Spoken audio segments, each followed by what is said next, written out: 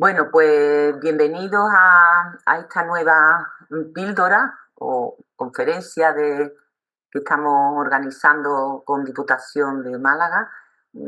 Queremos darle las gracias a Diputación de Málaga por darnos esta posibilidad de poner a disposición de todos, ¿no? Pues ponentes nosotros intentamos escoger a ponentes de máxima calidad, ¿no? Profesionales de reconocido prestigio. Esta es la cuarta o la tercera, la cuarta, sí. Entonces, tenemos con nosotros hoy aquí a Óscar Martínez Gaitán, que bueno, yo no voy a contar mucho de Óscar, lo voy a intentar sintetizar. Él tiene una larga trayectoria, es ingeniero agrícola y ha trabajado durante muchos años en el ámbito de los espacios verdes, ¿no? También en otros temas, ¿no? Es consultor, es, se ha especializado en infraestructuras verdes, es vocal de ANJA, de nuestra asociación de infraestructuras verdes urbanas, está dentro del quórum de IBU que llevamos desde Andalucía, en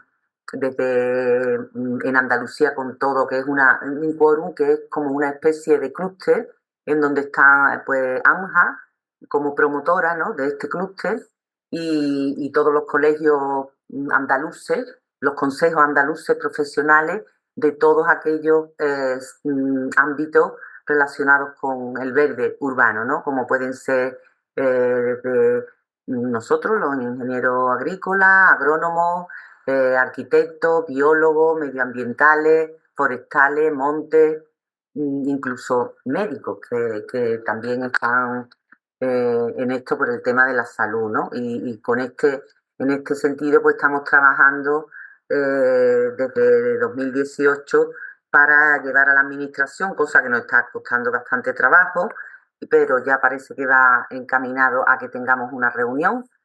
Y bueno, todo esto pues hace que Óscar esté metido en el meollo de la infraestructura verde urbana. Es un lector convulsivo, todo lo que pasa por su mano le interesa, tiene avidez de conocimiento en la infraestructura verde urbana. Yo creo que es una de las personas que más ha leído y que más conocimiento tiene. También hace experto en árboles, tiene un blog que se llama Los Árboles Mágicos, que tiene una difusión enorme, ¿no? Ha escrito un libro recientemente, ha publicado un libro y bueno, tiene una capacidad de comunicación que además, que junto con el conocimiento hace que sea muy asequible, muy accesible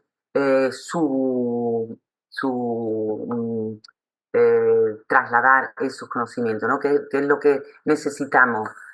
Los conocimientos existen, eso siempre lo decimos, ¿no?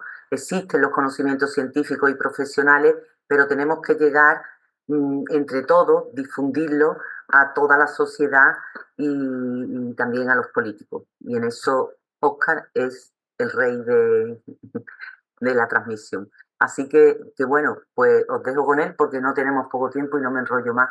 Y el protagonista es Óscar. Así que tienes la Muchas palabra. gracias, Aurora, como siempre. Y muchas gracias, Diputación de Málaga, por este foro de nuevo, por abrirnos esta ventana. Y muchas gracias a todos los que estáis aquí. Dicen, te voy a decir una cosa. Expertos dicen por ahí que experto es todo aquel que ha leído 7 libros sobre un tema. Entonces, pues ya está. Entonces, aquí somos expertos casi todos. Pero bueno, yo lo que sí voy a intentar abreviar porque mi presentación creo que es un poco larga. Creo que me ha quedado un poco larga porque sobre el agua, la gestión del agua en infraestructura verde urbana hay tanto y tanto y tanto escrito. Y hay tanto, tanto, tanto por escribir. Y hay tanto y tanto y tanto por hablar que yo decía, ¿qué quito? ¿Qué quito? ¿Qué no quito? ¿Qué pongo? ¿No? De todas maneras, sí me gustaría, bueno, me gustaría, por favor, os lo pido por favor, me gustaría interactuar.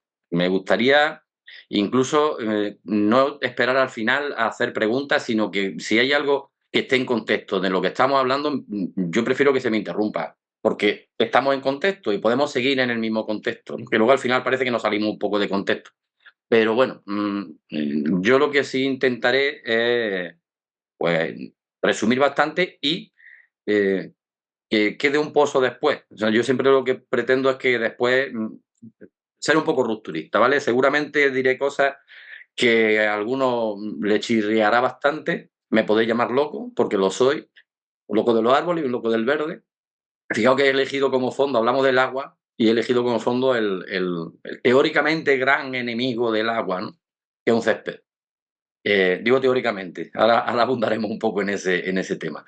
Y yo digo, me gustaría ser un poquito, no mucho, pero un poquito rupturista en el sentido de no decir lo que todo el mundo creo que espera oír, ¿no? Que hay que ahorrar agua, que ahorrar agua, que ahorrar agua. Ojo, que hay que ahorrar agua, pero no es todo, vamos a ahorrar agua, ¿no? Entonces, bueno, yo voy a poner mi presentación y ahora vemos a ver cómo se da el tema.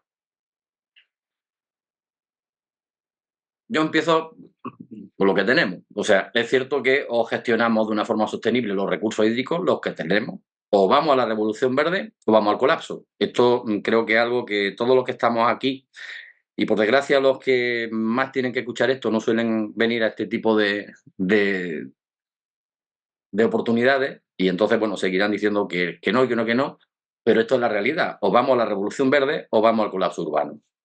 Ayer creo que el profesor Salvatierra también habló mucho de esto, un poco del colapso, que es al que nos dirigimos como no nos pongamos las pilas, pero ya. Y tenemos un reto que es la planificación, el desarrollo y la operación de los sistemas de suministro y de saneamiento. Ahora veréis por qué quiero decir esto, porque no es que tengamos un problema con el agua, que lo tenemos, pero el mayor problema que tenemos no es el agua, es la gestión del agua, que no es lo mismo. Tradicionalmente, desde que el hombre es hombre, ha tenido el desafío de gestionar el agua. Durante siempre, o sea, desde la invención bueno, antes de la invención de la agricultura, que ya había que posicionar los poblados de cazadores-recolectores cerca de un río, hasta la invención de la agricultura y, por supuesto, después. La gestión del agua ha sido importantísima. ¿Qué es lo que ocurre? Que nosotros hemos crecido exponencialmente a nivel ciudad y entonces ha intensificado los problemas también exponencialmente. Hay una creciente demanda de agua que pone a prueba por la capacidad de las infraestructuras que tenemos.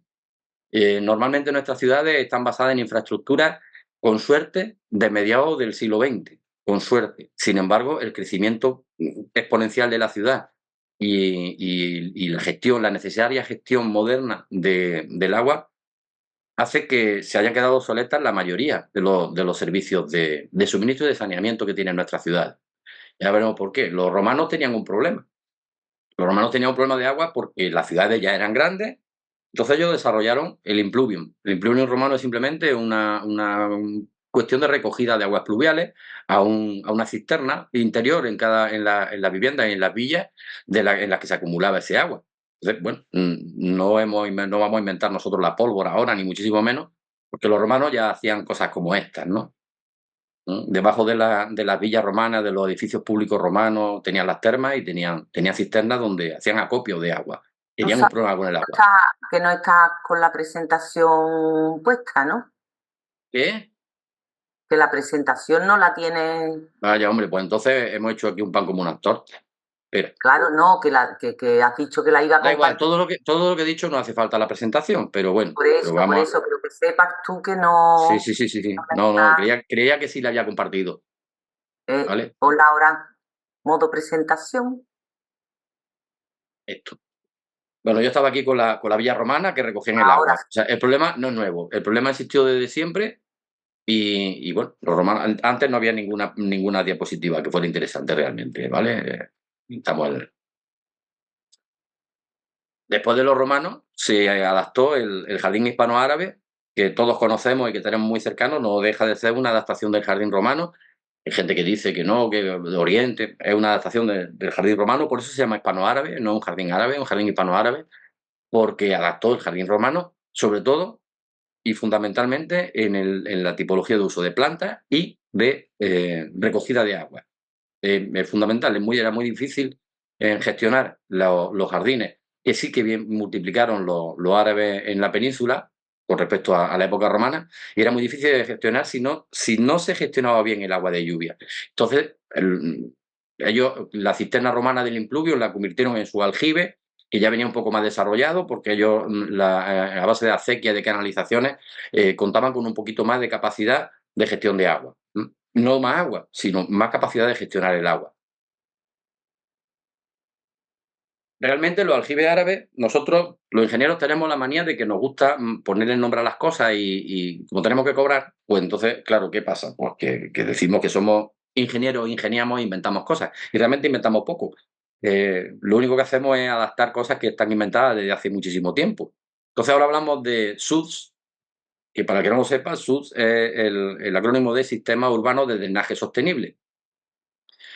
Los submodernos, pues no tienen mucho que envidiarle a la capacidad, a la captación de agua de pluviales y de recogida que tenían los árabes. De hecho, aquí tenemos un SUD, a mí este SUD me gusta mucho, es un sistema urbano de drenaje sostenible que fue construido hace 1000 años en el patio de la mezquita de Córdoba. Entonces, un sistema urbano de drenaje sostenible construido hace 1000 años. Ahora, insisto, hablamos mucho de soluciones basadas en la naturaleza y tal, y resulta que las soluciones basadas en la naturaleza han existido desde siempre, por una sencilla razón, porque somos naturaleza, o las soluciones las basamos en ellas, o estamos perdidos, siempre vamos a perder la batalla contra la naturaleza.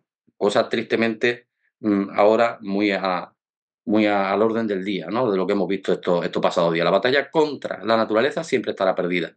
Entonces hay que trabajar en soluciones basadas en la naturaleza. ¿Qué es lo que ocurre? Pues que es cierto que antes la demanda de agua era muy pequeña comparada con la demanda actual. Entonces la gestión que se hacía del agua pues, era acorde a aquella demanda pequeña. Sin embargo, la expansión urbana y la modernización, la industrialización, las nuevas tecnologías, todo esto han hecho que se aumentase exponencialmente no solamente el tamaño de nuestras ciudades, sino también la demanda per cápita de agua. Es decir, necesitamos más agua en nuestras ciudades para satisfacer simplemente las necesidades de consumo. Pero solamente con fijarnos hay que fijarse un poco, solamente fijarse. Hay que ir con ojos curiosos como los de los niños, ¿no? Nuestros abuelos lo tenían muy claro. Y nuestros abuelos plantaban la parra a la caída del canalón en el cortijo. Esto pasaba así siempre. Ahora hablamos de recogida de agua de pluviales, de aprovechamiento, pero que nuestros abuelos lo hacían. A nosotros se nos ha olvidado y nuestra labor un poco desde aquí es intentar que recordemos el fijarnos simplemente fijarnos en la naturaleza y fijarnos en lo que hacían nuestros abuelos y modernizarlo, evidentemente. Tenemos unas necesidades más acuciantes que ellos. Ahora tenemos la necesidad de desarrollar la infraestructura verde, que como ya han explicado en estos días anteriores, lo que es, tampoco voy a abundar mucho en esto. La red de espacios verdes y azules que brindan beneficios ecosistémicos a las ciudades. Una ciudad sin infraestructura verde es una ciudad acabada o en fase de acabar, porque al fin y al cabo la infraestructura es la que nos reduce la temperatura del aire, mejora la calidad del mismo aire, controla las inundaciones y se crean espacios de socialización y espacios recreativos. Antes, como decía, lo de los céspedes recreativos, ahora hablaré un poquito al respecto, ¿no? Pero claro, tenemos un problema, y es que en los entornos urbanos los árboles están en un entorno absolutamente hostil, absolutamente. Y entonces tiene una serie de desafíos que le afectan mucho a la capacidad de obtener y retener el agua de manera óptima. Hay suelos impermeables, hay muchas áreas pavimentadas, hay mucha concentración de edificios, hay mucha interferencia con los humanos, la poda, un riego inadecuado, los golpes de los vehículos. Hay una serie de elementos que no tienen en la naturaleza y que convierten el espacio urbano en un entorno absolutamente hostil. Esta presencia de suelo limita muchísimo la cantidad de agua de lluvia que pueden interceptar los árboles, porque la mayor parte del agua de lluvia, más después además veremos datos reales de Andalucía, gran parte del agua de lluvia se desvía hacia los sistemas de drenaje y entonces se reduce la cantidad de agua disponible para las raíces. Es cierto que un árbol en el campo, evidentemente, cuando llueve, todo su alrededor está captando agua. Sin embargo, una ciudad, cuando llueve, todo el alrededor del árbol está dejando de captarla, porque la estamos mandando a los sistemas de saneamiento. Entonces no tiene capacidad suficiente con el agua que tiene en el suelo, para poder sobrevivir. Por eso digo que está en un entorno muy hostil. El agua disponible por árbol en un entorno natural contra un entorno urbano Aquí tenemos en el eje de la X y de la Y los metros cúbicos por agua disponibles, metros cúbicos por año, y abajo pone categoría de entorno, estamos hablando de diámetro, de perímetro en metros de árboles medidos. Una nube de puntos que dice en el campo está en torno de media a 2 metros cúbicos por año. Estoy hablando de una media andaluza, ¿eh? O sea, evidentemente no es lo mismo Almería que Grazalema, o no es lo mismo Málaga que el Valle de los Pedroches, ¿vale? Pero bueno, en términos medios, estaríamos hablando de unos 2 metros cúbicos disponibles al año en el campo, contra medio metro cúbico disponible en urbano, de agua de lluvia, ¿vale? Además, tenemos la concentración de edificios que aumenta la isla de calor urbana. Las temperaturas son más altas y este aumento de la temperatura también acelera la pérdida de agua por evaporación de la hoja y del suelo. Entonces, aparte de que hay menos captación de agua, también es cierto que se evapora mucho más deprisa. Aquí una gráfica muy básica en la que vemos una gráfica de isla de calor urbana, la diferencia de en torno a 8 o 9 grados que hay entre la zona rural y el centro de una urbe, ¿no? Entre máxima y mínima. Otro factor que afecta muchísimo, aunque no se sepa o no se quiera saber, bueno, esto afecta muchísimo esto que estáis viendo, esta catástrofe absoluta, esta vergüenza que he puesto aquí de fotografía. Esto afecta muchísimo no solamente a la calidad del árbol, no solamente a la vitalidad del árbol, no solamente a la seguridad del árbol, sino también a su necesidad de riego. Porque ocurre que los árboles están preparados para que cuando tienen toda su copa en porte natural, la captación de agua de lluvia que hacen la dirigen hacia el tronco. Entonces, incluso en alcorques pequeños, gran parte del agua de lluvia que recogen las hojas va a parar al alcorque. Si impedimos que el árbol se desarrolle en porte natural, lo que estamos haciendo es impedir no solamente que haga una fotosíntesis porque le estamos quitando su centro energético, que son las hojas, sino que además estamos impidiendo que haga esa captación de agua de lluvia. Con lo cual, nos encontramos, tenía yo aquí una esta al respecto, pero no sé qué ha pasado. Bueno, ¿qué ocurre? Que en cada calle, cada tipología, cuando hacemos una gestión de infraestructura verde o de arbolado en urbano, pensando en el agua, pensando en cualquier cosa, cuando hacemos una gestión, cada ubicación necesita un análisis específico. No podemos plantear en un municipio, es que la gestión de agua de este municipio importa ahorrar un 60% de agua en todo el municipio a base de recortar riego. No, hay que estudiar árbol a árbol, al menos zona a zona, tipología a tipología, las necesidades que vamos a tener. ¿Vale? Es importantísimo eso. Es importantísimo adaptar el arbolado al medio. Digamos un alcorque corrido, una técnica de plantación absolutamente necesaria y que tampoco se hace, de manera que tengamos mucha más capacidad de suelo para el desarrollo de las raíces de los árboles en urbanos, que les dará mucha más seguridad y más vitalidad. Luego, dentro de la tipología de los árboles, de la adaptación de los árboles al medio, tenemos dos tipos de posibilidades. Aquí es donde digo que voy a ser un poco rupturista, porque se habla muchísimo, los que me han escuchado hablar de esto ya saben mi opinión al respecto, se habla muchísimo de la utilización de especies autóctonas. Bueno, yo siempre digo que, igual que he dicho antes, que el entorno urbano es un entorno muy hostil, también digo que no existen especies autóctonas de entorno urbano. Y esto lo defenderé en cualquier sitio. No existe ninguna especie autóctona de entorno urbano. Hay especies autóctonas del alrededor, vale, de la interfaz con lo rural, vale, de la montaña que tenemos a 1 kilómetro, vale, pero de entorno urbano no hay especies autóctonas. En todo caso, podríamos hablar de especies nativas, en todo caso, pero tampoco son nativas de entorno urbano. ¿Qué pasa? Que las especies mediterráneas, las nuestras, las que vemos en nuestro campo, el olivo, la encina, el alcornoque, estas son muy eficientes en el uso de agua, porque su supervivencia depende de eso, depende del clima mediterráneo y necesitan esa eficiencia. Tienen una ventaja porque requiere mucho menos mantenimiento en cuanto a riego. Entonces está muy bien cuando no hay agua, pero tiene una desventaja, y es que no hay una reducción de temperatura ambiental. Esto lo vemos muy fácil cuando, bueno, si pasamos por una de esas en el mes de agosto, nos vamos a dar cuenta que la sombra de una encina fresco no da. Antes decía, hay que observar la naturaleza. Es fácil, observando la naturaleza, vemos cuando llega el verano y se agostan las plantas anuales o pierden la parte aérea, las plantas vivaces, las adventicias, vemos perfectamente que en una de esas, la de esas prácticamente se seca por igual. porque hace una temperatura muy parecida debajo de la encina que fuera de la encina, muy parecida. Hay una sombra, claro, pero la sombra es la misma que nos puede dar un toldo, o poco más, ¿vale? Y ahora veremos el porqué también.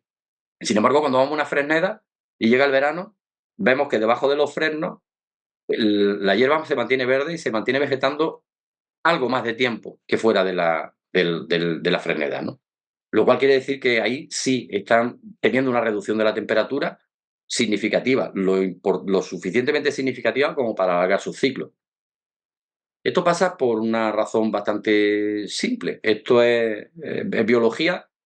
Cuando el estoma de una hoja pierde el agua, simplemente pierde agua, lo que hace es que se queda flácida y se cierra el estoma. Esto es lo que hace una encina, esto es lo que hace un olivo. Cuando hace mucho calor, una encina o un olivo lo que va a hacer es cerrar los estomas, dejar de evapotranspirar para no perder agua, porque para ella es un recurso muy necesario muy escaso, y entonces va a cerrar los estomas y va a dejar va a dejar de transpirar. ¿Por qué? Pues porque para ella es más importante, para la encina o para el olivo o para el alcornoque, son muy inteligentes los árboles, entonces para ellos es mucho más importante mantener el agua que optimizar la fotosíntesis. Pueden pasar sin fotosintetizar o haciéndolo muy poco a costa del consumo mínimo de agua. ¿Qué pasa con otro tipo de árboles, de los cuales se dice, malamente dicho, que consumen mucha agua? Los árboles no consumen agua, los árboles la utilizan, pero consumirla no la consumen, no desaparecen. Hay otros árboles que, sin embargo, sí tienen un requerimiento hídrico más alto, porque no hacen esto que decimos de cerrar estomas en verano, siguen evapotranspirando, pero sin embargo hacen una reducción importante de la temperatura. Entonces, cuando hablamos de poner morera, jacaranda, tipuana en una ciudad, lo que tenemos que ver no solamente es el tema agua, sino qué estamos buscando realmente. La tipología de árboles que tenemos que poner en cada sitio dependerá de lo que estemos buscando de ellos. Si estamos buscando un paseo por el que pasa muchísima gente y que tiene que pasar gente en el mes de agosto en Sevilla, pensando en el Paseo de Colón de Sevilla o en la Alameda principal de Málaga, si ponemos una alineación de olivos, pues resulta que la gente se nos muere del calor. Entonces tenemos que poner una alineación de árboles que sigan evapotranspirando y por el efecto de un botijo, pues sigan reduciendo la temperatura urbana. Es importante. Entonces tenemos que jugar con ese equilibrio. ¿Qué cantidad de agua tenemos a disposición y qué pedimos al árbol que haga? Y el árbol va a hacer lo que nosotros decidamos, siempre y cuando sepamos elegir la especie y la ubicación. Entonces, este tipo de árboles tienen un requerimiento mayor de agua, pero también es verdad que nos bajan la temperatura. Y esto tiene una explicación muy sencilla. El óptimo bioquímico, el óptimo medio, hay en planta C3, planta C4, pero el óptimo medio de realización de la fotosíntesis está en 23 grados aproximadamente. ¿Qué ocurre? Pues que cercano a los 23 grados la fotosíntesis es muy eficiente, es un sistema muy eficiente. Por debajo, por encima, pierde la eficiencia. Bueno, pues como los árboles son muy listos, los olivos, las encinas, deciden que quieren a costa de frenar la optimización de la fotosíntesis, tienen suficientes reservas, cortan el flujo de agua, cortan los estomas y se paran y hacen parada estival. Este tipo de árboles tienen parada estival. El olivo, por ejemplo, también tiene una parada invernal, pero más pequeñita. La encina prácticamente no tiene parada invernal, tiene parada estival. Sin embargo, como son muy listos, un fresno, una tipuana, una jacaranda, ha tomado otra estrategia evolutiva, y su estrategia evolutiva es acercarse lo más posible, no son como nosotros, no son animales, no tienen sangre caliente como nosotros, pero sí intentan acercarse lo más posible a los 23 grados. Siempre van a intentar, cuando estamos por encima de 23 grados, evapotranspirar lo suficiente como para refrescar la superficie de la hoja a esos 23 grados. Por eso refrescan el ambiente. ¿Mm?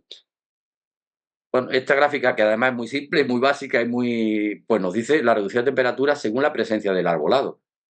Puede haber 8 grados de temperatura en una zona, en un parque, con una canopia completa, con una cobertura del 100%, con respecto a una plazadura donde no haya ningún tipo de árbol. 8 grados de temperatura en cotas máximas. Y la relación de temperatura en cuanto a zona arbolada, en porcentaje, según el porcentaje de arbolado, pues también varía. Si os dais cuenta, es la misma temperatura cuando estamos a 23 grados aproximadamente, 22, 23 grados. Vamos a tener la misma temperatura fuera de la sombra de un árbol que dentro de la sombra de un árbol, puesto que lo que va a intentar es optimizar esa temperatura, pero a partir de ahí, conforme va subiendo la temperatura, los árboles lo que van a hacer es rebajarla. Y la van a rebajar a costa de requerimiento hídrico para poder reducir y optimizar esa fotosíntesis. Luego hemos hablado de la poda. Lo catastrófica de la poda en muchos aspectos, en muchos sentidos, pero como estamos hablando de agua, pues hablando de agua, en la interceptación de agua de lluvia, un árbol sin poda puede interceptar hasta un 80% del agua de lluvia. Entendamos, un agua de lluvia moderada, normal, no lo que hemos visto y que por desgracia vamos a seguir viendo, ¿no? Pero es capaz de captar hasta un 80% de agua de lluvia. Y cuando tenemos una poda de desmoche, por ejemplo, pues claro, tiene una pérdida total, puede captar un 20%, incluso menos, ¿no? Con lo cual la dependencia del riego, que es la línea que veis en rojo, la dependencia del riego es muy superior cuando se hacen podas excesivas que cuando no se hacen podas. Una razón más para mantener nuestros árboles a porte natural. Bueno, la solución basada en la naturaleza, SBN en español, SNB en NSB, perdón, en inglés, como los ingenieros, insisto, somos muy modernos y queremos hacer estas cosas, bueno, pues lo que nos va a ayudar es a crear soluciones sostenibles en la gestión del agua. Pero insisto, es simplemente fijarse, fijarse bien, que diría que esto sería un sistema de captación de lluvia moderno. Bueno, pues aquí estamos hablando, si pensáis un poco, es lo mismo que el patio de la mezquita de Córdoba, que es lo mismo. Aquí hablamos de pavimentos permeables, allí tenían adoquines. Aquí hablamos de jardines de lluvia y de SUDs, y allí pues lo que tenían era una canaleta adoquinada. Y aquí hablamos de un invernal que va a parar a un sistema de drenaje, y allí lo que hablábamos es de que tenían un aljibe debajo de la mezquita. La implementación de los SUDs pues es importante dependiendo del tamaño del área, del tipo de suelo, de las pendientes, del espacio que tengamos para implantar un SUD. Evidentemente hay sitios donde no podemos plantearnos implantar un sistema urbano de drenaje sostenible. Y otra cosa importante es integrarla en la infraestructura existente. Evidentemente también es muy difícil en el casco histórico de Úbeda, una zona en mi tierra, es muy difícil. Nos va a levantar el casco renacentista. O sea, hasta aquí tenemos que ser coherentes, ¿no? Pero en todo lo que es zona nueva, que además es la que genera los problemas normalmente, hay que plantearse integrarlo con la infraestructura existente. Es decir, debería de antes estar en los proyectos ya este tipo de gestión del agua, porque luego es un factor limitante. Esto es el sistema de un SUD. El SUD, para quien no lo sepa, lo que hace el SUD es recoger agua de lluvia, la acumula, digamos, hace un charco, y lo que hace es que la filtra poco a poco y al final se drena y va a parar al drenaje. No es que no sea así. Pero ¿qué ocurre? Que en un momento de riada, de aluvión de agua, en lugar de evacuar todo el sistema de drenaje, que al final va a parar a la edad y hace que la edad no tenga capacidad de limpieza, de depuración de ese agua, que va mezclada normalmente en casi todos sitios, va mezclada con las aguas fecales o con las grises al menos, y llega a la depuradora y llega una avalancha de agua tan grande que no es capaz de depurar. Y entonces se vierte al río sin más. ¿Qué es lo que hace el SUD? El SUD filtra poco a poco ese agua va a parar al drenaje, y cuando el agua llega al sistema de saneamiento, normalmente la tormenta ya ha pasado. Con lo cual, lo que vamos a hacer es hacer a la depuradora trabajar durante más tiempo, pero a un ritmo más sostenible para ella misma, básicamente. Aparte de, por supuesto, dejar el alcorque del árbol o el alcorque del jardín donde hayamos hecho el sud, pues absolutamente hidratado. Aquí algunos ejemplos de sud de algunas ciudades. Evidentemente también hay que tener en cuenta el clima de cada sitio para poder diseñar una cosa u otra. Pero bueno, esto está muy implantado en el norte de Europa. Parece mentira, donde menos problemas tienen con el agua es donde más implantado está en Canadá y en el norte de Europa. Aunque estos tres son de China. Un sud en un aparcamiento de un centro comercial, un macro sud con un pozo de tormentas para coger las grandes avenidas de agua y una plaza. ¿Vale? Otra forma de optimizar el agua de riego es utilizar sistemas eficientes.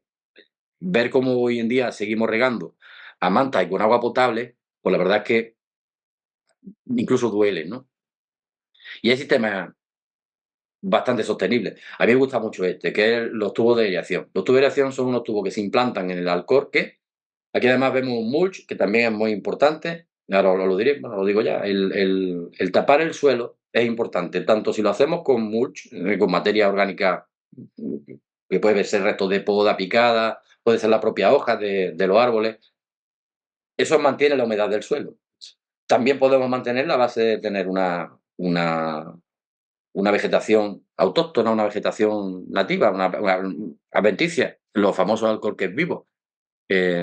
Antes se creía, de hecho todavía mucha gente lo cree, que las herbáceas compiten con el árbol por el agua, y no es cierto. Las herbáceas lo que hacen es optimizar precisamente la capacidad del árbol de captar ese agua porque optimizan el suelo. Entonces, para ayudar a eso, pues existen este tipo de tubos, que como veis aquí lo que hace es, esto se pone enterrado en el suelo y cuando se va a regar, a regar con la manguera me refiero, lo que se hace es que se llena ahí, con lo cual estamos llevando el agua directamente abajo. Aparte de potenciar que el árbol haga unas raíces más profundas y el árbol sea más seguro, también hace que tengamos menos evaporación a nivel de superficie. ¿Mm? Esto es un poco el sistema. En este caso, en concreto, no viene ni con la manguera, está puesto con un sistema enterrado de riego. Otro sistema bastante eficiente es el riego enterrado. Pero claro, esto también tiene que ir en fase de proyecto, porque no podemos ponerlo una vez que está establecido el árbol, que seguramente eso estaría lleno de raíces. Es un sistema muy eficiente porque evita la evaporación.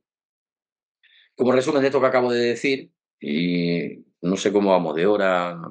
Bien, perfecto. Bueno, pues hablamos de que tenemos los problemas de suelos impermeables, las superficies impermeables que reducen la capacidad de los árboles de interceptar el agua de lluvia, las áreas pavimentadas, que no solamente es que limita la cantidad de agua, también el intercambio de gases y otra serie de que afecta muchísimo, y la alta concentración de edificios que suben la temperatura. Eso a nivel de entorno. Aparte, a nivel de gestión del propio árbol, pues la poda excesiva hemos visto que afecta muchísimo a la cantidad de agua que está disponible, un riego ineficiente o el cultivo inadecuado.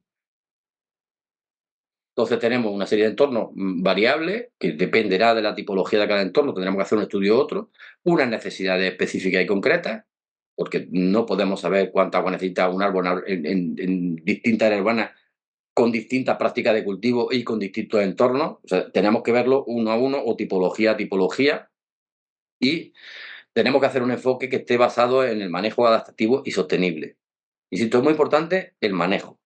Casi, y ahora vamos a ver por qué, casi es más importante el manejo que el propio ahorro del agua. Aquí tenemos la estrategia de manejo en áreas pavimentadas, pues usar técnicas de redistribución de agua, como hemos visto, por ejemplo, los SUD, materiales permeables para mejorar la retención de agua en el suelo. Contra las altas temperaturas, pues hay que plantar más árboles en zonas frescas, en parques, zonas verdes, en fuentes, hay que plantar árboles. Así de simple y así de básico. No hay mucho más que decir. Y frente al suelo impermeable, distinto a las áreas pavimentadas, pues utilizar técnicas de cultivo y de poda que sean adecuadas para maximizar la superficie, ¿vale? Hay que agrandar los alcorques y la poda. Evitar la poda, quiero decir. A todo esto, todo este rollo que yo estoy aquí largando, pues hay una serie de marcos normativos que nos cubren esto, o sea, que nuestros gestores deben de conocer, ¿no? El marco normativo europeo, tenemos el nuevo reglamento, ya primero la ley y luego el reglamento de protección de la naturaleza de la Unión Europea, esta que ha sido tan polémico, pues es fundamental para la gestión del agua, porque impulsa la protección de la biodiversidad y la gestión de los recursos hídricos y la conservación de los ecosistemas. Hay varios artículos que están directamente dirigidos al entorno urbano y a la infraestructura verde, y ahora lo vamos a ver. Establece unos requisitos para la gestión sostenible del agua y de los ecosistemas acuáticos, que son fundamentales para,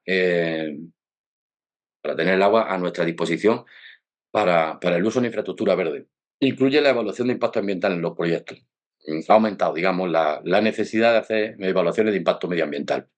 Y luego la estrategia nacional y la estrategia locales. Bueno, pues cada país pues, tiene una estrategia de gestión del agua, porque cada país tiene que adaptarse a las condiciones específicas, evidentemente. No se puede hacer una estrategia global en la Unión Europea, porque no puede ser lo mismo las necesidades de esa estrategia de gestión del agua en Almería que en Copenhague, ¿no? Es obvio. Bueno, esto es la famosa ley con todos los problemas que conllevó y no conllevó, y bueno, salió aprobada en el mes de julio y desde entonces, pues, es de obligado cumplimiento. Y aquí tenéis un poco lo que dicen los 2 artículos del capítulo 3 que son, esto no me quiero poner pesado con esto porque, bueno, es la ley y está ahí, ¿no? Pero es verdad que estos 2 artículos son los que van derecho a la línea de flotación de nuestra infraestructura verde, ¿eh? La ley establece que la red de infraestructura verde urbana tiene que lograr la conexión espacial y funcional entre sus diferentes componentes. Y los sistemas de infraestructura verde deben de ser diseñados para funcionar a diferentes escalas y fronteras administrativas. Y debe estar integrado en el diseño de nuevo desarrollo sostenible. Es decir, no podemos desarrollar la infraestructura verde de forma local, tenemos que plantearnos que hay que hacerlo de una forma más global. Planificación y el crecimiento urbano, pues es importante planificar las ciudades. De esto hablaste bastante ayer, estuvo muy interesante cuando hablaba de la verticalidad o no verticalidad. Bueno, pero de todas maneras, lo que yo voy hoy es que la infraestructura verde tiene que ser el marco territorial y espacial de la sostenibilidad urbana. Y para ello debe ir acompañada de todo el tema de infraestructura azul, ¿no? No exige la identificación y la protección antes de cualquier desarrollo de la infraestructura verde que ya está existente. Y la red debe ser el eje central de los nuevos desarrollos urbanos, entendiendo la red de infraestructura verde como red de infraestructura verde y azul, insisto. Y ahora vamos a ver por qué, porque es verdad que hay unos datos que he sacado que me han parecido un poco dramáticos. Los nuevos desarrollos tienen que ver la contemplación de las áreas verdes como función social. Ya no hablamos de ornamento, ya no hablamos solo de aire puro, sino que tenemos que hablar ya del bienestar de los ciudadanos, el contacto con la naturaleza, el recreo, la actividad física, la socialización, son lo que llamamos los servicios ecosistémicos culturales. Y la financiación también. La Unión Europea con la ley esta lo que prioriza es la financiación de la implantación de infraestructura verde y azul urbana. Es decir, se prioriza aquellos proyectos que tienen desarrollado, apareado al proyecto de desarrollo urbanístico, lleva apareado un plan de infraestructura verde y azul, ¿no? Lleva desarrollado pues, los 2 planes de SUD, de recuperación de pluviales, de sistemas eficientes. Digamos que intento evitar el ahorro de agua. Pero, de todas maneras, para todo esto es muy importante, pues, establecer una estrategia de gestión. Para esto hay que hacer una estrategia que sea integral y planificada. Insisto, tampoco, yo lo decía antes, tampoco podemos ir ahora diciendo: "No, es que hemos hecho un parque aquí que es totalmente mediterráneo", esto bueno, eso está muy bien, pero eso es como un brindis al sol, ¿no? Eso es ponerle puertas al campo, eso es muy difícil. Hay que hacer una estrategia que sea integral y bien planificada. Y necesita saber las necesidades locales y las condiciones ambientales de cada sitio. En cada sitio hay que hacer su estrategia. Cada municipio, cada zona, cada comarca tiene que tener una estrategia en la gestión del agua. Lo primero que hay que hacer es evaluar el estado del sistema de gestión. Del sistema de gestión, estoy hablando desde el suministro hasta el saneamiento y la evacuación. ¿Cómo está el sistema de gestión?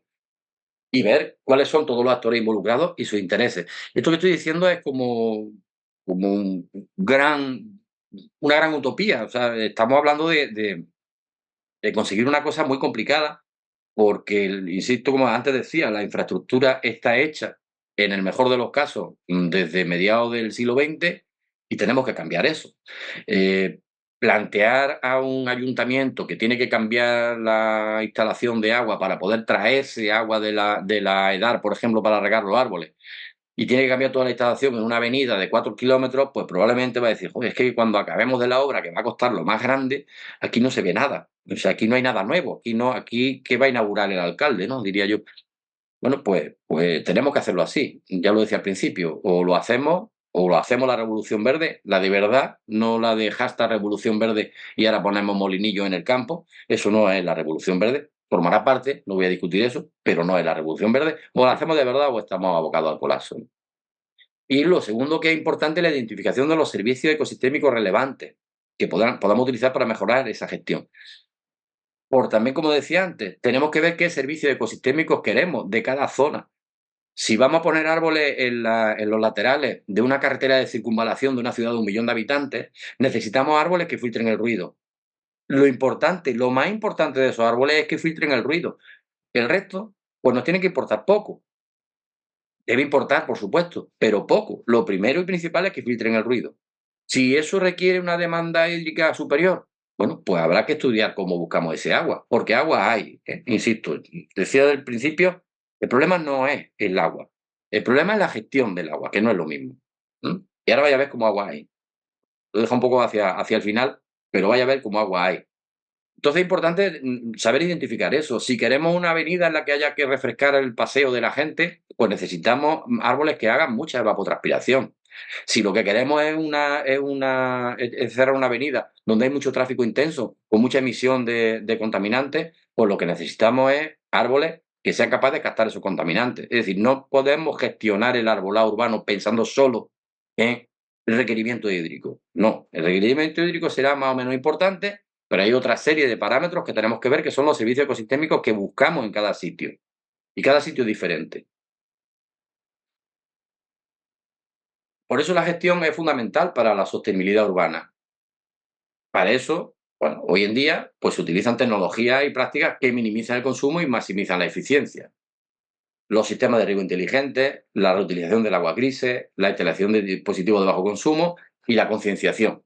La concienciación es quizás lo único que venimos haciendo desde hace mucho tiempo. Yo creo que casi todo el mundo está concienciado, y ahora aquí voy a hablar de la foto mía de fondo. Todo el mundo está concienciado, tan concienciado sobre la importancia del ahorro de agua que estamos concienciados de más. Esto es lo que me habéis oído hablar, sabéis que yo siempre lo digo. Yo soy un gran defensor del césped y de la pradera de cespitosa. Un gran defensor del césped. Ojo, donde tiene que haber un césped. Lo que no tiene sentido es que estemos regando césped en la rotonda de una autovía en el acceso a una ciudad. Un césped que nadie va a pisar nunca. Un césped que es meramente estético. Porque por estética es mucho más bonito hacer aquello, una naturalización, que mantener ese césped. Pero igual que es una barbaridad mantener un césped en la mediana de una autovía, de acceso a un polígono industrial, por ejemplo, porque todos lo hemos visto, esas rotondas con fuentes gigantescas y con césped, eso la hemos visto, la seguimos viendo. Igual que eso, para mi gusto, un disparate, también un disparate, vamos a cambiar el césped del parque por una pradera natural. No, el césped del parque tiene que ser césped, porque el césped del parque tiene que ser para que jueguen los niños, para que puedan ir los mayores a sentarse a leer el periódico, para que socialicemos. Eso es un césped social, y el césped social no podemos sacrificarlo con la excusa de que es que no tenemos suficiente agua para regarlo. Así de simple, no podemos y no debemos. ¿M? Entonces es muy importante que la concienciación, que no nos pasemos de frenada en la concienciación, sino que las cosas en su justa medida. Por supuesto que hay que ahorrar agua, naturalmente hay que ahorrar agua. Alguno puede salir aquí diciendo, a ver, que vi un tío que nos ha dicho que no ahorremos agua. No, que hay que ahorrar agua, por supuesto. Pero vamos a ver dónde ahorramos el agua. Y ahora, insisto, porque es que saco unos gráficos de los datos de Andalucía que me han dejado un poquito asustado y los vamos a ver ahora, lo he dejado para el final. ¿No? Entonces, bueno, la infraestructura verde, lo que tenemos que jugar con ella es como a nuestro favor, que juega un papel importante en la eficiencia hídrica. Los jardines de lluvia, los tejados verdes, los pavimentos permeables, todo esto tiene que ayudarnos a mejorar la gestión, no a lo contrario. Entonces tenemos que jugar con la infraestructura verde a favor nuestro, ¿vale? No tenerla como es que para mantener la infraestructura verde necesitamos el agua. No, es que precisamente porque tenemos infraestructura verde vamos a tener agua a nuestra disposición. Y aquí vienen los datos. Y ya casi con esto voy a ir acabando. Esto lo voy a leer, pero toman esos iconográficos que en Andalucía la gestión de aguas residuales urbanas presenta desafíos significativos. Dicen, los datos del Instituto Nacional de Estadística de 2020, en la comunidad se gestionan aproximadamente 1.900.000 y pico mil metros cúbicos de aguas residuales al día. De esto, solo el 5,21% se ha reutilizado. En el 2020 hablo, que son unos 99.000 metros cúbicos. De 1.900.000, solamente 99.000 metros cúbicos. O sea, casi el 75% de agua depurada se vierte en ríos, en acuíferos o otros cuerpos de agua, después del tratamiento. Aunque el agua haya sido tratada en la edad, esta agua sigue siendo contaminante, porque el tratamiento de la edad no elimina todos los contaminantes del agua. Elimina probablemente todos los elementos bióticos que puedan ser perjudiciales para la salud, pero no elimina detergentes, no elimina aceite, no elimina, o al menos no lo elimina del todo. Entonces, verter a los ríos del orden de 1.815.557 metros cúbicos diarios de agua que podría ser reutilizada para riego, me da a entender que el problema no es el agua, el problema es la gestión que hacemos del agua. Y ojo, cuando yo digo que vertemos a los ríos este agua, también quiero hacer una distinción. Hay quien dice el disparate tan grandísimo aquel de que cuando llueve el agua que va al mar se está tirando. No, estoy hablando de agua residual.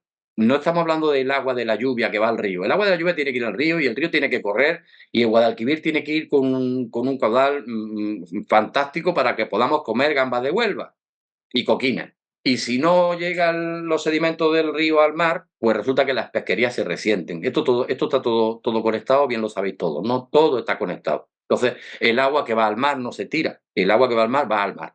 Punto. Y va porque tiene que ir. Pero sí es cierto que verter diariamente 1.815.000 metros cúbicos de agua depurada, que además cuesta un dinerito depurarla, y que además lleva contaminantes, verter a los ríos, cuando estamos diciendo que no podemos regar los árboles en la ciudad, a mí personalmente, yo cuando he visto estos datos ayer, me ha dejado absolutamente, bueno, a mí se me cortocircuitó un poco toda la presentación esta de hoy, ¿vale? Esto si veis, bueno, pues vemos el agua reutilizada que tenemos, el agua embalsada, espera que bien,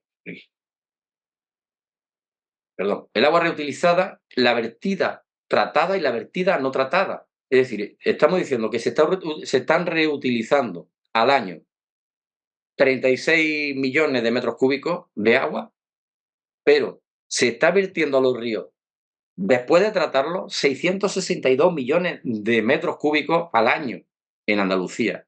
Y además se están vertiendo 125, casi 126 millones de metros cúbicos sin tratar. Pero es que si seguimos avanzando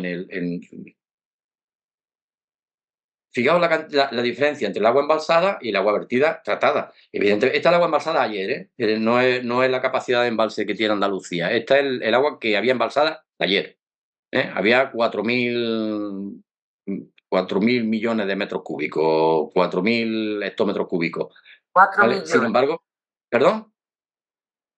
4 billones. 4.047 millones de metros cúbicos. Son 4.047 hectómetros cúbicos.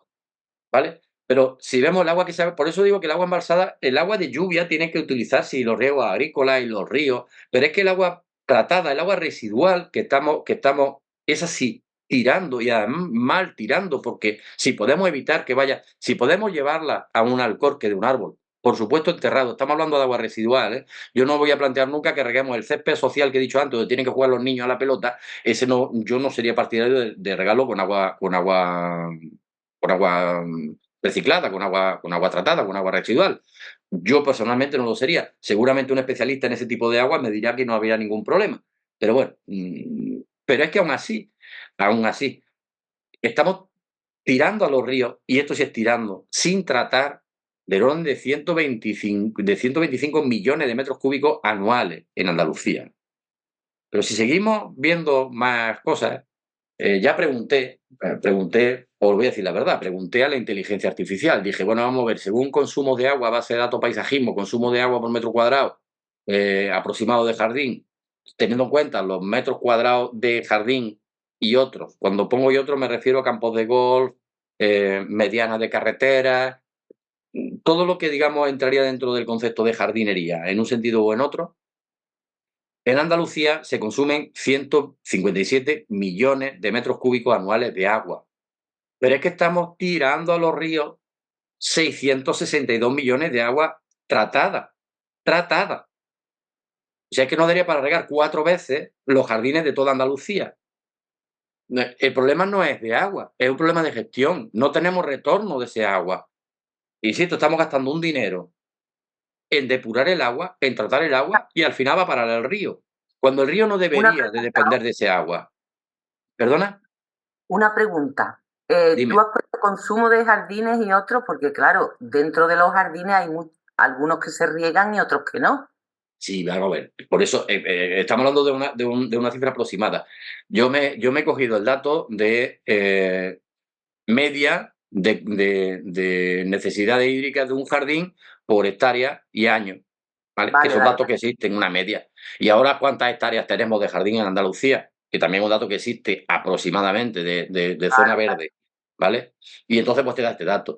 ¿Que no Pero son solo 157, jardines puede ser públicos. 145? Pues probablemente sean 145. Y el otro, en vez de 662, pues puede ser 620. Probablemente también. Da igual. Si yo lo que quiero que veamos es la capacidad que tendríamos de regar todos los jardines, todos los árboles de alineación, todas las medianas de la carretera, todas los jardines esos absurdos en la rotonda, todo eso, la capacidad que tenemos de regarla.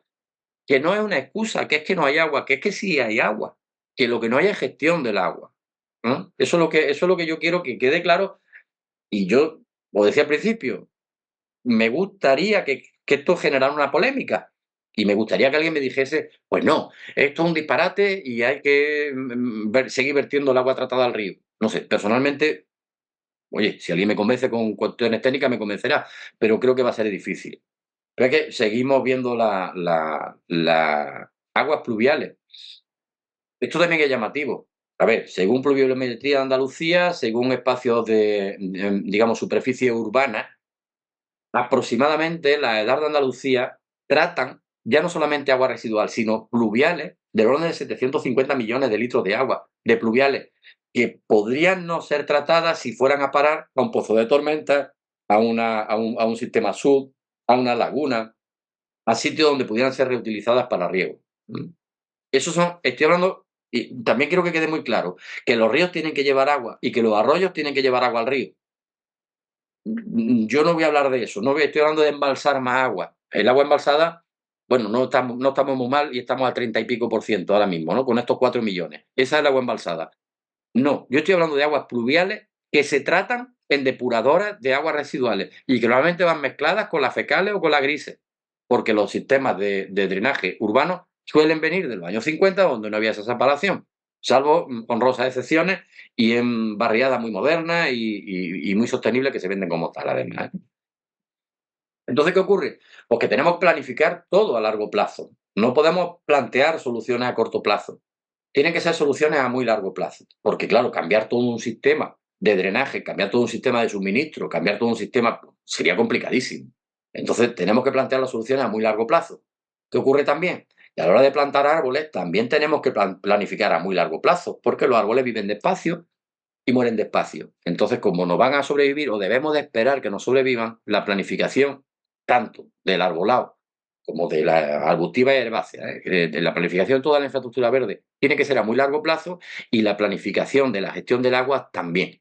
No vale para mañana, porque entonces nos estamos equivocando y pasado mañana vamos a tener que quitarlo todo y volver a hacerlo nuevo, como tristemente también nos suele ocurrir, ¿vale? Esto, y aquí ya sí voy acabando, voy a abreviar porque ya sí es la hora. Bueno, esto nos va a hacer ciudades más resilientes al cambio climático o a la crisis climática, más resilientes al aumento de temperatura, a la intensificación de la lluvia. Y tristemente, estamos hablando de esto en estos días. Bueno, el incremento de la sequía que pone en riesgo la infraestructura y la salud de las ciudades, pero claro, el incremento de la sequía, pero como seguimos utilizando agua en nuestra casa y seguimos duchándonos con jabón y seguimos mandando ese agua a una depuradora, en la mayoría de los casos, también es verdad que hemos visto que también que sale mucha agua sin depurar todavía a los ríos o a los acuíferos. Y bueno, los desafíos y las soluciones pues también están un poco claras. Yo por lo menos la tengo muy clara. Hay una falta de conocimiento y de concienciación de los beneficios de las soluciones. Concienciación tenemos todos. Nos han bombardeado por activa y por pasiva con ahorra el agua, ahorra el agua, ahorra el agua, que me parece fantástico. En todos los hoteles una pegatina diciendo que ahorre agua del grifo, que cierre el grifo. Me parece ah, fundamental. Pero no podemos quedarnos ahí. Pero lo que sí es verdad es que tenemos una falta de conocimiento y de concienciación de los beneficios que nos generan las soluciones basadas en la naturaleza, de los beneficios que nos generan los servicios ecosistémicos de la infraestructura verde y de los beneficios que nos generaría una buena gestión del agua. Hay una falta de integración en las diferentes áreas de planificación urbana, que eso es evidente porque lo estamos viendo también todos. porque resulta que es que no hay esa coordinación entre urbanismo y medio ambiente. Urbanismo hace una reforma de no sé qué zona urbana o urbanizable, se hace la reforma y en los proyectos no participa parques, jardines o medio ambiente. Entonces, bueno, ese es un hándicap que tenemos que solucionar. Necesitamos educar y capacitar a los profesionales. Yo el primero. Yo, esto que he dicho hoy, gran parte de lo que he contado, sobre todo este último, este final, son opiniones muy personales, por supuesto. Y insisto, a lo mejor cuando me junte con otro profesional, otro técnico, otro ingeniero que tenga otro punto de vista, yo no me cierro en banda nunca. Le va a costar trabajo convencerme, pero no me cierro en banda nunca, ¿no? Y por supuesto, luego la colaboración entre gobiernos, universidades y sector privado. Esto también es fundamental. O sea, si no alcanzamos esa colaboración en el desarrollo de tecnología, pues tampoco vamos a ningún sitio. Y bueno, tenemos que ponernos a trabajar como esto, en un sitio tan bonito y poco más tengo que decir. Bueno, esta imagen, como alguna otra de las que he visto, me la ha hecho la inteligencia artificial, que algunas veces me da hasta miedo, pero he decidido que en algún día mi oficina tiene que ser algo parecido a esto. Y ya está. Y aquí os dejo. Aquí me saco otra vez mi cara. Bueno, pues, ¿alguna Y pregunta por ahí? ¿Hay yo creo que he alguien dicho que... aquí, yo creo que he dicho aquí alguna cosa tan contraria al pensar general que alguien tiene que tener alguna pregunta. Sí. Mm, hombre, No, yo, a ver, mira, para María, empezar, felicitarte como siempre. Siempre un gusto escucharte, aunque seguirte el ritmo y la velocidad que me lleva es complicado. Pero bueno, Escúchame, a pesar de eso, las 7 en punto. sí, sí, sí, vamos, vamos, impecable, puntualidad inglesa. Es que impecable. si no, ya te decía antes, es que si no, yo voy incorporando cosas, porque todo esto del agua residual, esto lo he incorporado. Lo incorporaba ayer, de hecho. Y como no sé qué quitar, pues mis presentaciones cada vez son más largas. Claro. Pues yo te quería hacer una pregunta porque tú que eres activo leedor de los BOE, cosa que admiro, mm, te te quería preguntar si el Me marco lo dices este como si lo leyera como si fueran de Ken Follett o algo de esto. Si si se nos escapa algo, si la normativa esta que tenemos que cumplir de aquí al 2030 y al 2050 para cumplir todos los objetivos, sostenibles, etcétera, y este marco que tenemos que asignar a España y a cada comunidad autónoma y tal, no contempla esa gestión interna del agua, esa reutilización, ese aprovechamiento, porque incluso igual que se legisló para que hubiera placas térmicas para calentar el agua en los edificios, y eso está en el código técnico, y si quieres levantar un edificio o una vivienda unifamiliar, tienes que tener placas térmicas o no hay permiso de primera ocupación. No se puede hacer algo similar, al menos con las aguas grises. Es Las que, negras las dejamos aparte, pero las grises, bueno, lo el que agua pasa de es que la negra y la cuesta gris en meterla también. la mayoría de las ciudades van mezcladas. Claro, si ese es el problema. Por eso digo, esta legislación no nos obliga de alguna manera a que eso se haga ya, o sea, No, por ley. no, es que, verás, tanto por supuesto, la agenda es una declaración de intenciones. La agenda, y dice, la agenda esta nos va a llevar a la ruina, al hambre, pues si esto es una declaración de intenciones, esto no tiene, no, no Son tiene, unas no tiene solidez directrices jurídica por sí misma en ningún sitio, ¿no? filosóficas, Es más por convencimiento propio que otra cosa. Pero tanto eso, como la ley de restauración de la naturaleza es muy ambigua, es muy amplia, es tan amplia, tan amplia, tan amplia, que ahí deja un poco a que cada país miembro haga ahora su, pero fíjate que esto se aprobó en julio y hay un reglamento de la Unión Europea, pero ahora eso hay que adaptarlo a la legislación nacional de cada uno de los Estados miembros. Pero si vamos igual de deprisa que con la Estrategia Estatal de Infraestructura Verde, que salió la orden en el 13, teníamos 2 años para hacerla, se hizo en el 21, tenía 2 años en el 15, se hizo en el 21, se dio 2 años para que las comunidades autónomas hicieran el despliegue, estamos en el 24, han pasado 3, y ninguna comunidad autónoma ha presentado todavía su despliegue. Bueno, pues nos va a pasar un poco lo mismo. Por eso digo que hay que pensar muy a largo plazo. Yo soy más de convencer que de obligar. Es que por legislación es tan complicado, que estamos hablando de un tema tan poco productivo a nivel de poco gestión política, vistoso, me refiero. poco vistoso. Claro, es que yo te decía antes, tú imagínate que tú tienes, no sé, te voy a hablar de mi pueblo. De donde yo vivo a la Edar hay una avenida que tiene 1,5 km. Y luego tiene otra avenida, Polígono Industrial, que tiene otro 1,5 km o 2 kilómetros. Entonces estaremos hablando de 5 kilómetros aproximadamente de aquí a la Edar. Si hay que levantar 5 kilómetros de avenida para traer un retorno de agua residual tratada, para regar los árboles de la calle, lo traes, eso vale un pastizal, lo traes y después de traerlo, vuelve a tapar la calle, vuelve a afectar la calle y se siguen regando los árboles, igual que estaban regando antes. Y la gente no es consciente de lo que ha pasado. El rédito político que tiene eso es entre cero y nada. Entonces, ¿quién en su sano juicio va a legislar al respecto? No sé, lo veo complicado. Yo soy más de convencer, de verdad. Hola. Sí, convencer también es Hola. complicado. Oscar, soy Yolanda. Buenas Hola, tardes. Yolanda. Está María Ángeles, la verdad que parece que somos los mismos del grupo. Si es que siempre hablamos los mismos para los mismos de los mismos. Bueno, pues De nosotros estamos convencidos todos. Vale, pues yo te digo, esta tarde te pongo al lado de Rafa Nadal, ¿vale? Porque no me ha podido gustar más ni convencer más tu explicación en todo, es decir, no voy a objetar absolutamente nada. Y me quedo con lo último. Nos tendría que convencer alguien, pero tendría que ser más cabezota que nosotros, que ya correría, porque es que el agua, a mí esta mañana me han mirado mal porque yo estaba lavando naranjos con agua y Mistol, ¿vale? Con un Fire. Entonces, y le digo, perdone, que es que no es tóxico, que no es un veneno lo que estoy echando, que lo que estoy es lavando los naranjos, que tiene mucha cochinilla. Y me dice, no, es por el tiradero de agua. Yo digo, pero ¿cómo puedo yo convencer a las personas de que el agua es que hay que usarla? Claro. Usarla. Es decir, es que estamos generando otro tipo de enfermedades, estamos volviendo otra vez atrás con no usar el agua. Tú tienes ahí en el arroyo Cao, al final del arroyo Cao tienes ahí la Edar. Enfrente de mi casa. Vale. ¿Cuánta agua depura esa Edar y cuánta de ellas se reutiliza? Entre cero y nada, supongo. Cero, ¿no? Claro. Claro.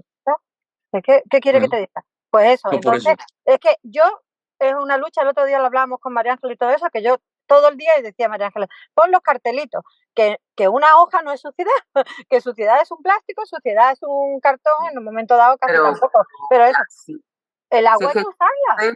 Yolanda, perdona que intervenga, porque es que esto yo conocí solamente en la provincia de Sevilla, que era lo que yo más conocía, pues más del 50% de las EDAR estaban sin funcionamiento. O sea, esto fue cuando España recibía los años 90 por ahí, 90 y tanto, España recibía mucho dinero de Europa para cuestiones más básicas que las que ahora recibimos, ¿no? Porque ya se en el 97 se hizo la que hay enfrente de mi casa, ¿vale? 90, no, los años 90.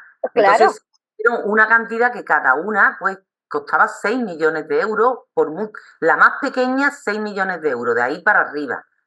Pero hay cantidad de EDAR que están sin funcionamiento, o sea, vacías. Se hizo el gasto, por eso España está haciendo un pago de multa impresionante a la Unión Europea. A la comunidad, porque no se gestiona y todavía hay muchas que hay que hacer porque se vierte agua a los ríos, a los arroyos, sin depurar.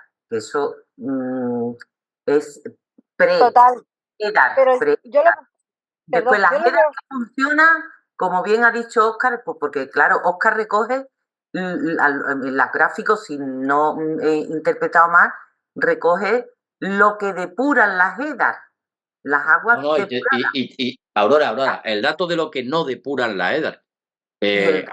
Anualmente 126 millones de metros cúbicos se vierten sin tratar. Exactamente. Eso es lo que estaba diciendo. Sí, que no me he explicado bien. Que tú recoges las dos causas, las que depuran las dos, claro. Y las que no depuran. La que se vierte tratada y la que se vierte sin tratar. Claro, pero es que eso supone una cantidad o sea, eso supone una gestión que tiene que ser multidisciplinar.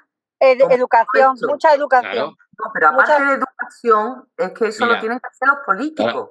Para que lo veáis de nuevo el gráfico. Si os dais cuenta, a la derecha está lo que está tratada y reutilizada. Que no está mal, estamos hablando de 36 millones de metros cúbicos, ¿eh? Está bien. Agua vertida no pero tratada. Claro, comparada con la no tratada y comparada con la vertida tratada y comparada con las pluviales que se tratan. Eso coincide con los datos que te estoy diciendo, que es que la mayoría de las EDAR que se han... hay muchas EDAR que todavía se tienen que hacer, pero la mayoría de las EDAR están sin funcionamiento. Y además, pero si somos es cuestión de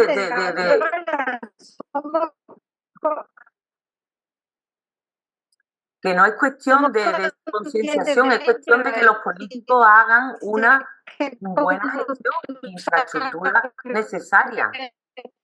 Y es lo que está diciendo casi los que estamos aquí también. Es que no se te oye bien, Yolanda. Nuestro trabajo, pelear. La unión hace la fuerza, que nuestro trabajo es luchar, ¿entiendes? No sé si se me oye o no. Perdón, ¿se me oye? Sí, ahora sí.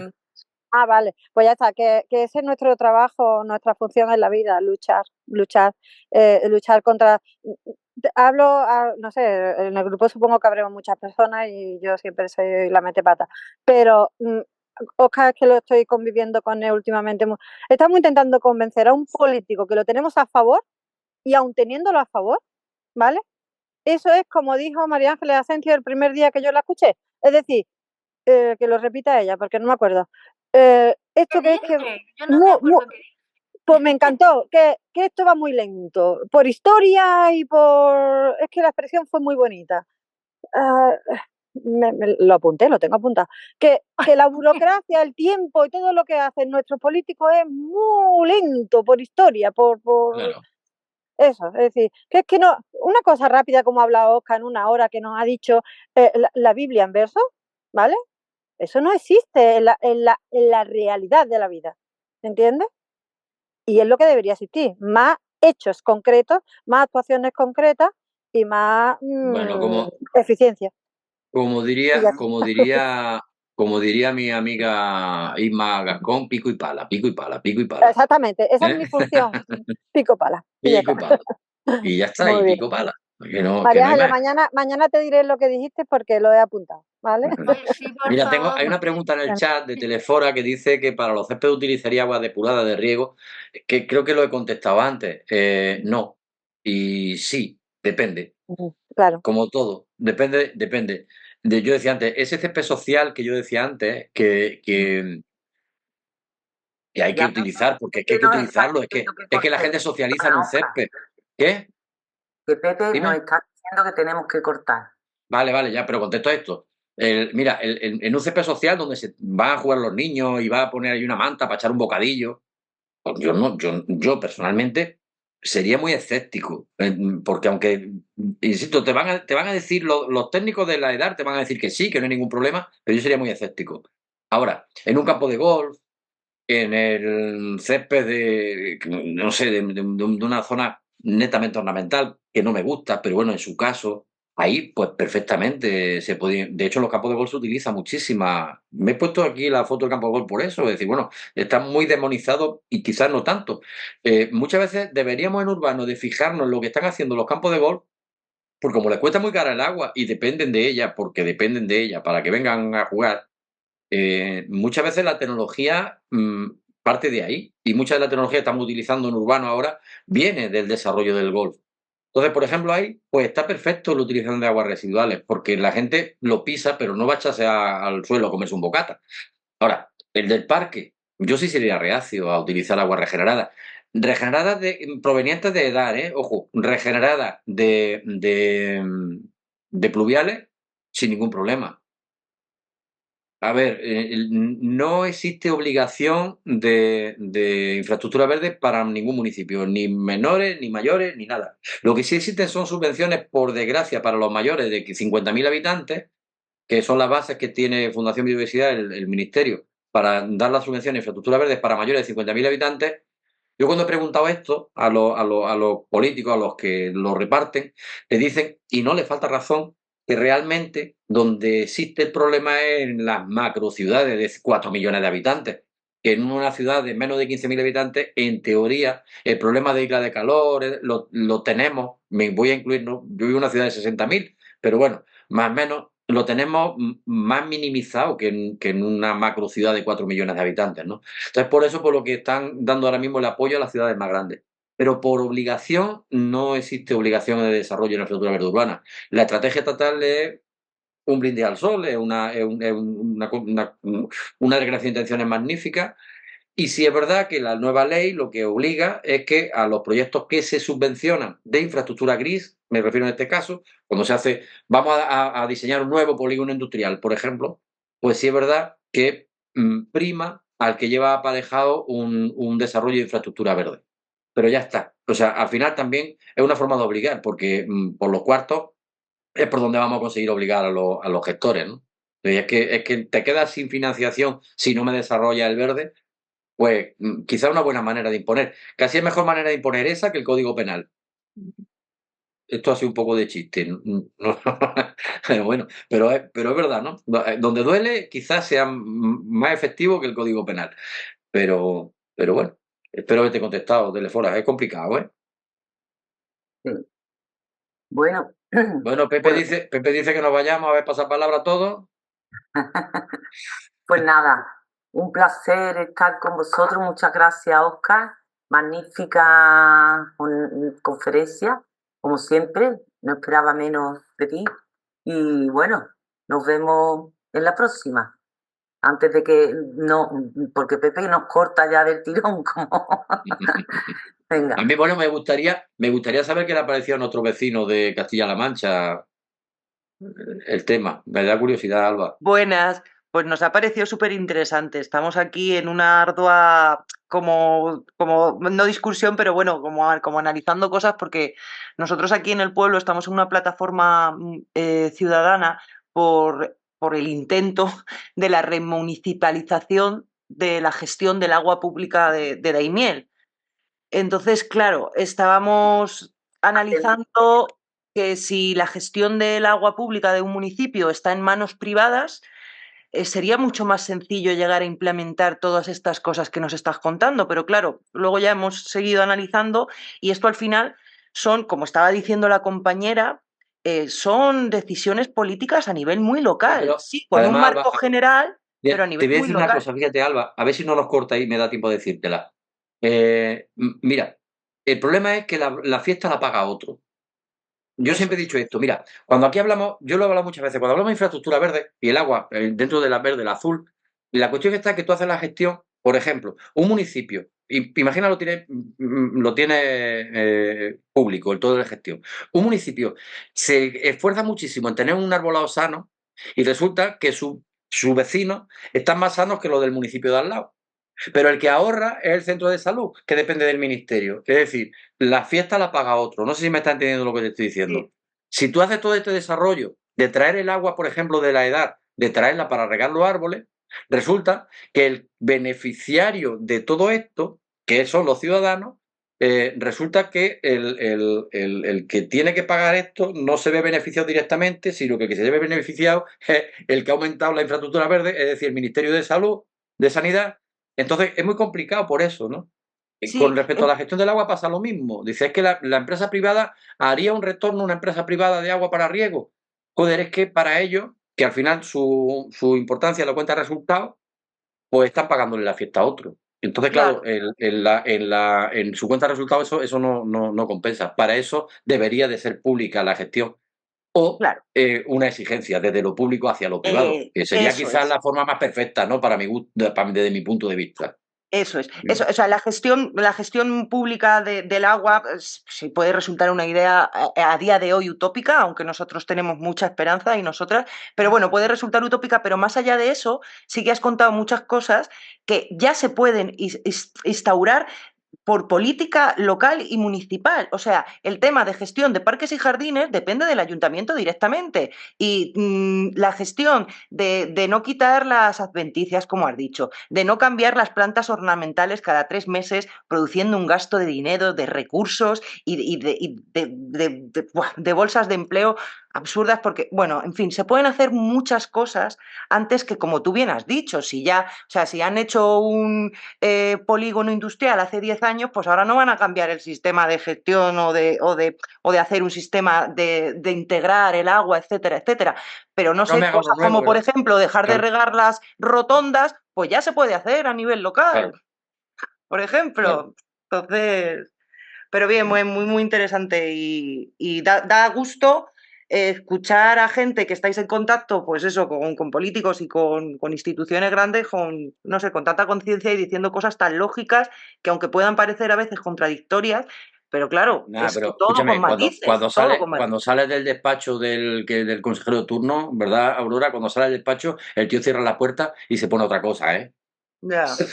Ya te digo yo. Bueno, decirte que nosotros fuimos, no voy a nombrar al político, pues no, pero fuimos a una consejería y hace 2 años, que te acuerdas, Óscar, que lo Sí. comentamos, y les dijimos que, y lo primero que nos dijo es que aquí no se pide dinero.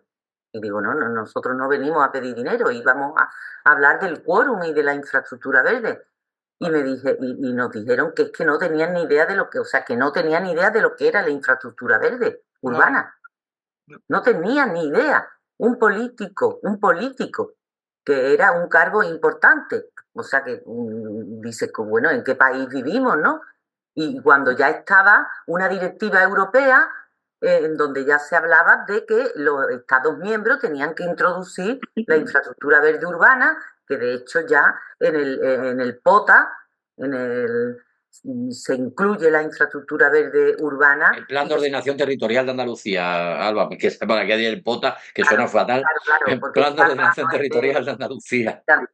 Sí, imaginaba que iba por ahí, alguna legislación así. Bueno, eso se tiene que trasladar a los sistemas provinciales y todos los tenemos que poner en marcha. Europa lo que dice es que tenemos que implantar, y hay dinero para implantar la infraestructura verde, que infraestructura verde... 2.000 billones con B de burro de euros europeos, no billones americanos, sino billones europeos, 2.000 billones de euros de aquí a 2030. Y se devuelve el dinero.